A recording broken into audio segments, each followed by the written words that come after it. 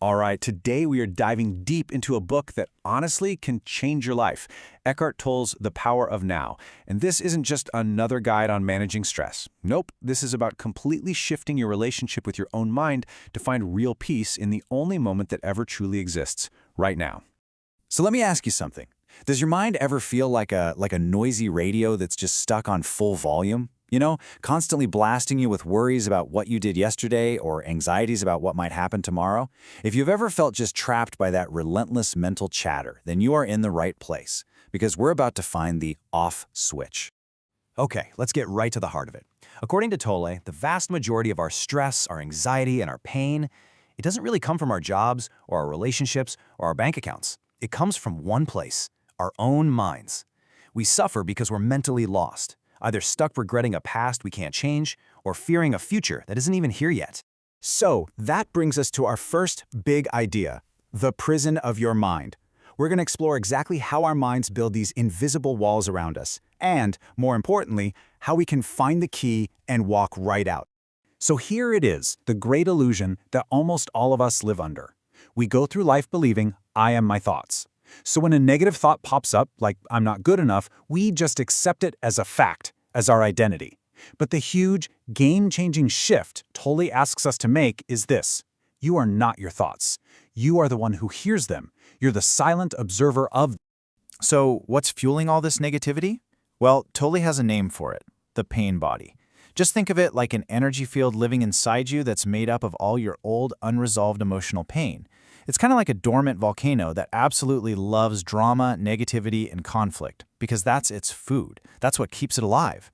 And when it gets triggered, it takes you over, making you overreact and create more suffering. But you know, understanding the prison is only half the battle. Now we get to the good part. Let's move on to the great revelation, the one core insight that holds the key to setting you free. And here is the question that can literally change everything for you. Just think about it for a second. If you can hear that anxious, critical voice in your head, who is the one doing the listening? The simple fact that you can observe your thoughts proves you are not them. It means there's a deeper awareness in you, a silent watcher that's completely separate from the mental noise. I mean, this is such a beautiful and powerful way to see it. Your thoughts, your emotions, all your worries, they're just like passing clouds. They drift in, they hang around for a bit, and then they drift away. But your true self, that silent awareness, is the vast, unchanging sky. It's always there, totally peaceful and untouched, behind all that mental weather. Okay, so this all sounds fantastic, right? But how do we actually do it? How do we become the sky instead of the clouds? Well, let's get practical and open up our toolkit for presence, filled with simple things you can start doing right now. Tolle gives us 3 really powerful anchors to pull ourselves into the present moment. First, use your senses. Really connect with what you can see, hear, and feel right now. Second, feel your breath, just the simple physical sensation of air moving in and out of your body. And third, and this one is huge, stop fighting with reality. So much of our suffering comes from our mind labeling the present moment as bad or wrong. Instead, just accept it. Let it be what it is. And here's why this works so well. Your senses can only operate in the now. You can't taste tomorrow's dinner, right? So the next time you take a drink of water, don't just mindlessly gulp it down while you're worrying about something. Actually feel its temperature. Feel the sensation of swallowing. In that one instant, you've yanked your awareness out of the chaotic world of your mind and into reality. And when you do that, the difference between these two worlds is, well, it's night and day. The mind's world is this endless loop of past regrets and future fears. It's all about ego, problems, and constant thinking. But the world of the now? That's just reality, as it is. It's a place of peace, freedom, and direct, unfiltered experience. So what does it actually feel like to live this way more often? Let's take a look at what life is like when you're no longer being dragged around by that nonstop chatter in your head.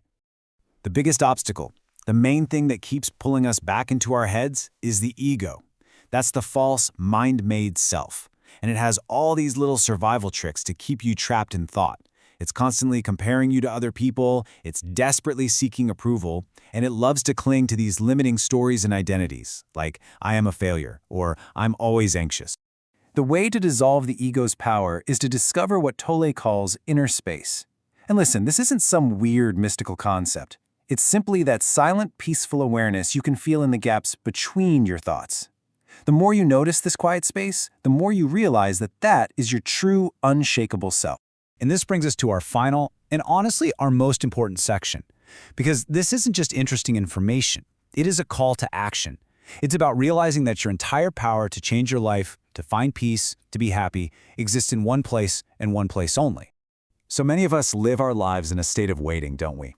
We think, oh, I'll finally be happy when I get that promotion, or I'll be able to relax after the kids are grown. But that is a trap.